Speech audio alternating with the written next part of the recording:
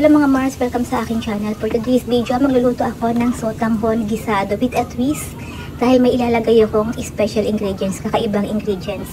So ang sasahog ko is liver and pork strip. Yan yung karne na gagamitin ko pang sahog at cabbage. Bumili lang ako ng cabbage na ready to cook na, yung hiwa-hiwa na. May kasama na rin siyang carrots. Nabili ko siya half price na, sale na. So itong liver, ang ginawa ko is iniwa ko lang siya na maliliit, and then ang gagawin ko is huhugasan ko siya sa suka. Ibababad ko ng konti para maalis yung lansa niya. So yan, napanood ko lang din yung technique na to eh. And then huhugasan ko siya sa tubig. Yan, para malinis.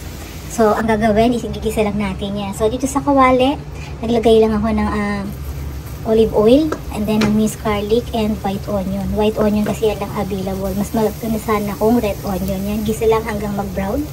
And then add na yung liver. Hinugasan ko sa suka at sa tubig.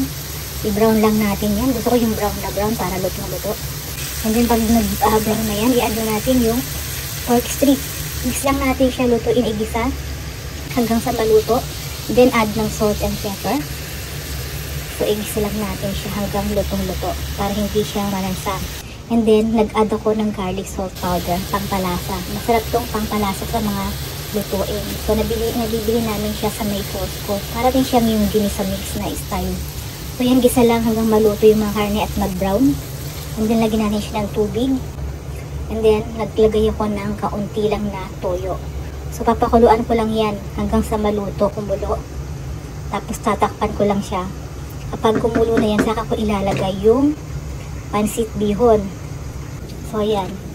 Meron ka pala akong special na ingredients. Yung pang twist ko, yung kakaibang ingredients na hindi talaga normal na nilalagay sa mga ganitong klase ng luto. Itatry ko lang siya kung anong kalalabasan. So ito is yung tinatawag na curry cubes dito sa Japan. Ginagamit yan sa mga pag nagluluto ka ng mga stew, curry stew. So masarap din yan sa mga baboy, sa manok, yung mga stew yan. Yan ang ginagamit namin. So hindi ko siya ginamit yung buo dahil madami. Kalahati lang yung inilagay ko. So ito yung pang-additional na pangpalasa at pangpalapot sa may sahog ng sotanghon. So first time ko lang itong tinry at nag-experiment lang ako. So tingnan natin kung anong kalalabasan niya. Sotanghon gisado with a twist na ang ilaglagay ako ng curry cubes. So yan, pinakuluan ko lang yung sabaw. Tapos yan, i-add ko na itong sotanghon na pansit. So, kaya lang natin siyang maluto, ma-absorb na yung tubig hanggang sa lumambot.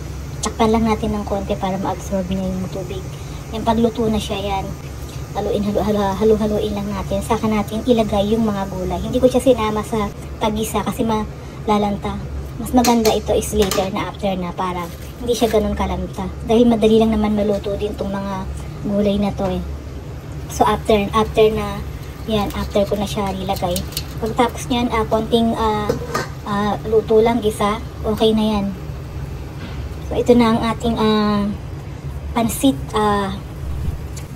sotanghon pansit gisado with a twist dahil meron siyang sahog na curry cubes. Yan ang ating cooking video for today's guys. Thank you for watching. Don't forget to subscribe. Ciao!